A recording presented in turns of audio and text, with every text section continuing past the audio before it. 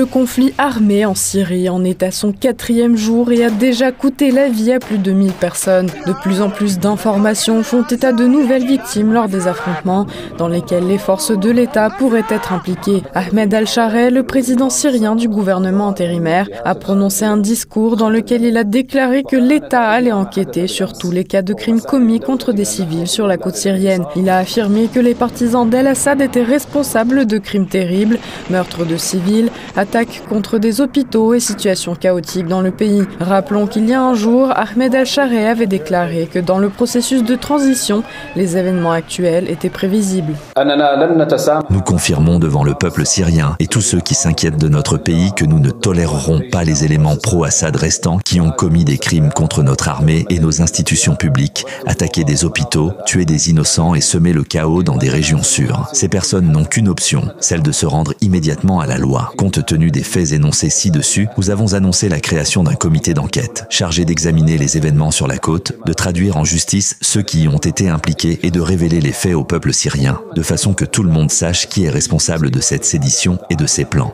Alors que le président prévoit une enquête sur les crimes, de violents combats de rue ont repris à l'attaquer, bien que les autorités aient précédemment déclaré que tous les partisans d'Assad avaient été repoussés hors de la ville. Des combats ont également éclaté à Alep avec de grandes colonnes de forces gouvernementales qui se seraient dirigées vers les bastions des forces démocratiques syriennes, une organisation kurde soutenue par les États-Unis, dans la soirée du 9 mars où les combats entre les partis se sont poursuivis pendant plusieurs heures. Face au conflit de plus en plus meurtrier en Syrie, les réactions des politiques et des organisations européennes affluent. Le 9 mars, une déclaration de l'UNICEF a été publiée. Dans ce communiqué, l'organisation condamne les attaques contre les civils et les meurtres, mais sans surprise maintient un ton neutre, appelant toutes les parties au conflit à résoudre la situation de manière pacifique.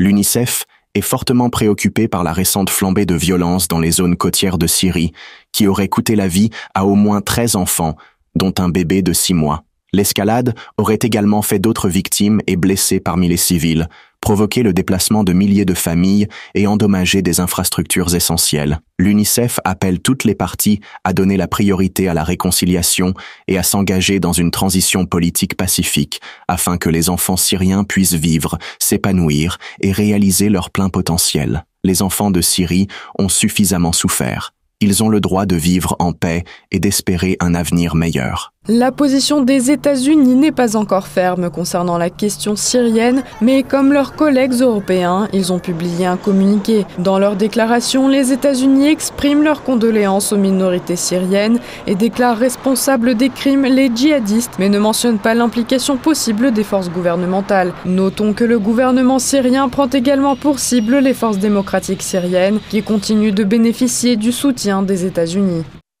Les États-Unis condamnent les terroristes islamistes radicaux, notamment les djihadistes étrangers, qui ont assassiné des personnes dans l'ouest de la Syrie ces derniers jours. Les États-Unis sont aux côtés des minorités religieuses et ethniques de la Syrie, notamment les communautés chrétiennes, druzes, alaouites et kurdes, et présentent leurs condoléances aux victimes et à leurs familles. Les autorités intérimaires syriennes doivent demander des comptes aux auteurs de ces massacres contre les communautés minoritaires de Syrie. Selon la chaîne israélienne I24, les Alaouites, qui comptent parmi les principales victimes du conflit, ont envoyé une lettre au Premier ministre israélien pour lui demander de l'aide. Auparavant, le ministère israélien des Affaires étrangères avait appelé l'Europe à se réveiller et à cesser de conférer une légitimité aux autorités transitoires de la Syrie. Les forces militaires israéliennes sont déjà présentes en Syrie. Selon l'Observatoire syrien des droits de l'homme, le 9 mars, les forces israéliennes ont occupé la ville de Majdoulia, dans le sud de la Syrie.